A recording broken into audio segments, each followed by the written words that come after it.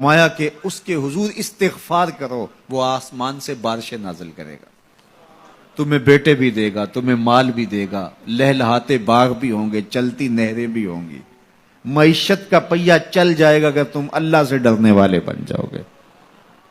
تو آج ہم کہتے ہیں یہ ہو فلاں ماہر اور فلاں شخص ہو تو پھر ہماری معیشت بہتر ہو سکتی ہے۔ اللہ نے کہا استغفار کرنا سیکھ لو، میں تمہارے لیے رحمتوں کے دروازے کھول دوں گا، رحمتوں کے در کشادہ کر دوں گا، پیچیدگیاں ختم ہو جائیں گی، مشکلیں آسان ہونے لگیں گی اگر تم اللہ سے ڈرنا سیکھ جو، اس کے حضور استغفار کرنا سیکھ جاؤ۔ اور اگر تم ایسا نہیں کرو گے تو تمہارے اوپر نیچے سے عذاب نازل ہوگا۔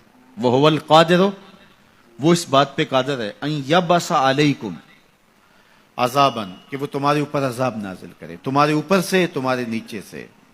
اللہ اکبر۔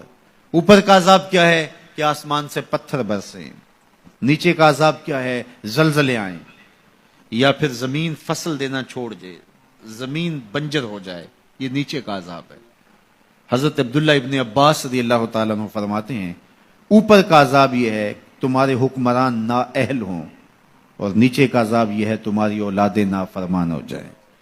یہ اوپر اور نیچے کا عذاب ہے جس میں تمہیں مبتلا کر دیا جاتا ہے۔ یہ کب ہوتا ہے؟ جب تم اللہ کے حکموں کے نافرمان ہو جاؤ۔ جب چند لوگ اللہ کے نافرمان ہو جاتے ہیں تو پھر ان چند لوگوں کو انفرادی اذیتوں میں اور مشکلات اور پیچیدگیوں میں مبتلا کیا جاتا ہے۔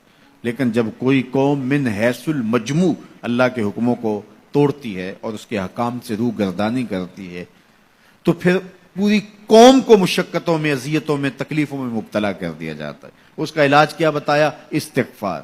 حضرت نوح علیہ السلام نے جو اپنی قوم سے کہا تمہیں مال بھی ملے گا، تمہیں دولت بھی ملے گی، تمہیں بیٹے بھی ملیں گے، سرسبز جو ہے وہ باغات بھی نصیب ہوں گے، ان کی شاخیں پھلوں سے لدی ہوئی ہوں گی، چلتی ہوئی نہریں اور برستی ہوئی بارش، ساون کے نچڑتے ہوئے بادل، اور ماحول کی خنکیاں اور خوبصورتیاں اور جمال اور لہلہاتے ہوئے سبزے، اور تمہارے اوپر ہر طرح کی عنایات برسیں گی اگر تم اللہ سے ڈرنا سیکھ جاؤ گے اور اللہ کے حضور استغفار کرنا سیکھ جاؤ گے، تمہیں خوشحال اور خوبصورت زندگی عطا کر دی جائے گی۔